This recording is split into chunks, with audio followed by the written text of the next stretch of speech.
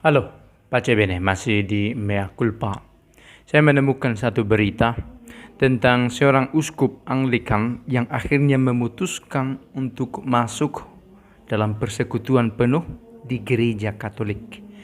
Uskup ini bernama Jonathan Goodall, uskup Anglikan dari Ebbsfleet namanya. Dan dia mengambil keputusan itu setelah melewati masa doa yang cukup intens. Dia katakan, setelah lama berdoa, saya berani memutuskan untuk masuk ke dalam gereja Katolik.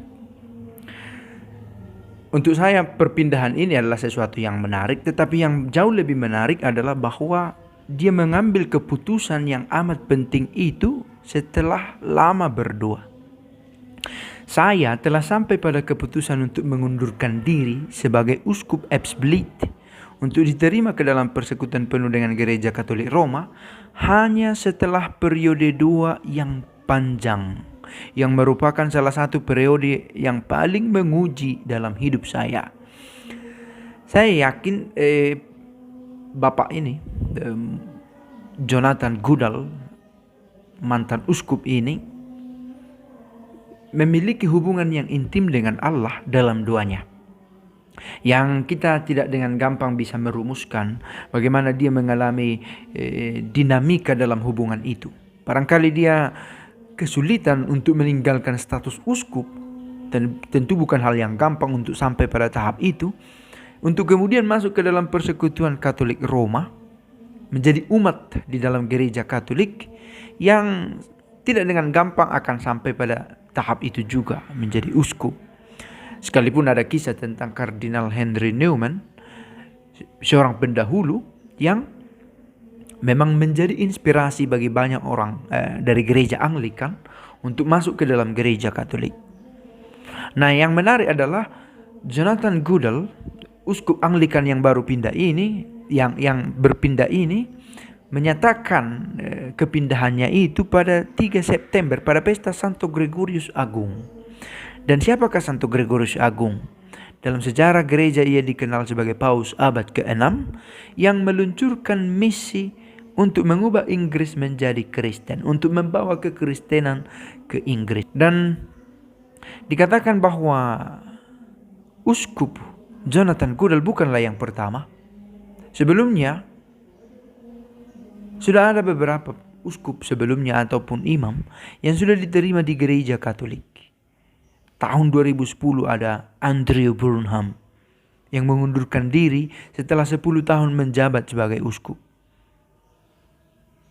Dan ia diterima di gereja Katolik pada tahun 2011 dan menjadi pastor akhirnya. Menjadi imam Katolik. Dan melayani di satu paroki ordinariat pribadi personal Our Lady of Walsingham. Dan Burnham di paroki Katolik Hendred dikatakan di Oxfordshire di Inggris pada saat ini sedang berkarya. Sebelumnya ada juga Gavin Ashenden, ada juga Graham Leonard, dan kita akhirnya kembali kepada John Henry Newman dan Kardinal Henry Edward Manning. Dikatakan begitu. Nah, saya mau menyoroti peristiwa soal betapa intensnya dia berdoa untuk membuat sebuah pencarian. Dan saya yakin pencarian yang disertai dengan doa tidak akan membawa penyesalan. Pencarian yang sudah didasari, disertai, didalami dalam dan dengan doa tidak akan membawa penyesalan. Seperti halnya yang telah dialami oleh Jonathan Goodall. Jonathan Goodall ini dikatakan adalah uskup kedua Ebbsfleet yang mencari persekutuan penuh dengan gereja Katolik. Uskup kedua. Yang menarik juga adalah dikatakan bahwa uskup Jonathan Goodall berterima kasih atas apa yang dia alami di gereja Anglikan.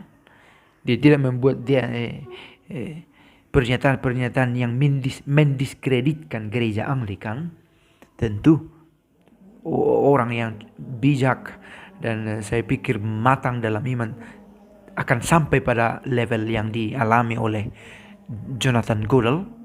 Sekalipun saya sangat yakin bahwa ada banyak unsur-unsur lain yang tidak selalu menyangkut teologis, unsur-unsur teologis tidak selalu menjadi dasar kepindahannya dari Anglikan menuju gereja Katolik. Pasti ada unsur-unsur lain yang implisit, barangkali yang personal, yang dia alami, yang meyakinkan dia untuk bermigrasi, pindah dari gereja Katolik ke gereja Katolik. Dikatakan bahwa Uskup Agung Canterbury, Justin Welby, menerima keputusan Jonathan Goodall dengan penyesalan. Penyesalan dalam arti pastilah tidak menjadi kabar yang menggembirakan bahwa seorang uskup dari tengah-tengah mereka memilih untuk pindah ke gereja Katolik. Tapi untuk orang Katolik tentu ini kabar yang menggembirakan. Sebuah afirmasi personal. Gereja Katolik masih memiliki sesuatu yang diyakini benar dan baik. Nah, kembali ke dua yang tadi dikatakan.